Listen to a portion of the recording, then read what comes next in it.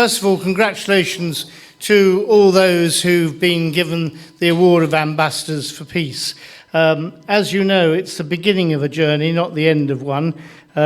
Much is required of you. It's not, you've given much already, you've done a tremendous amount, but this is a stimulus for you to go out, as was said by a number of the people who received the award. It's a stimulus to go out and do more. Very briefly, it's been, I think, both a spiritually and emotionally uplifting day. We've also had a very informative day. I think all of us will go away feeling that we've learnt something new, but also examining within ourselves that somewhat elusive concept of peace. What does it mean to us?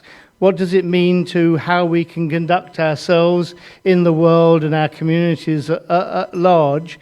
And I think those ceremonies that Robin and his wife introduced us to have enormous relevance and symbolism, not just for the couples to which they immediately relate, but also to the wider world and what is the meaning of peace more generally.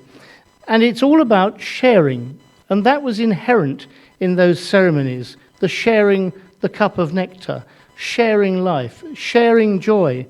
But also sharing means sublimation as well.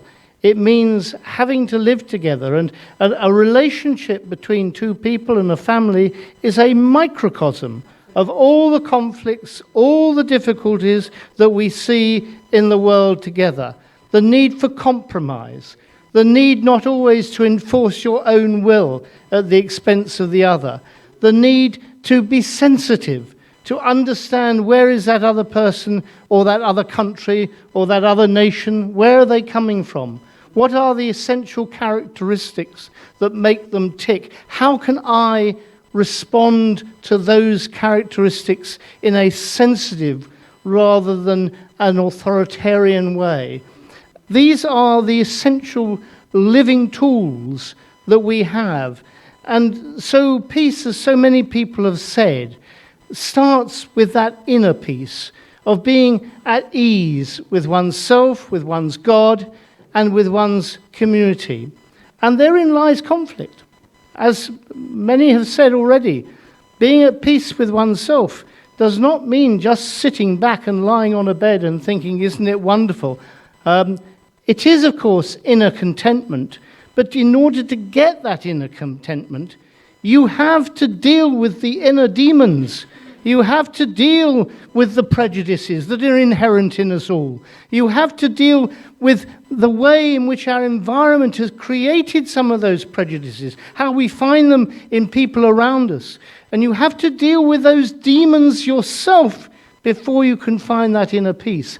But that in itself is a lesson for imparting and extolling greater peace in the world, taking those lessons from dealing with how to achieve the inner peace and then taking it beyond. Because peace, as Margaret said, peace is not the absence of war in the world. Peace is not a negative thing. It's not passive. It's very proactive. It's very proactive. In order to have peace, both within oneself and within the wider world, you have to work at it. You have to work at it constantly. And so that's why it's always such a pleasure to be amongst people here, young or old, who are in effect peace activists. You are all going out, taking that message, not just within your families, but to the wider world, and hopefully thereby engendering in others that same sentiment, that same desire to spread peace, and thereby ensuring that we have a much better world. Thank you very much.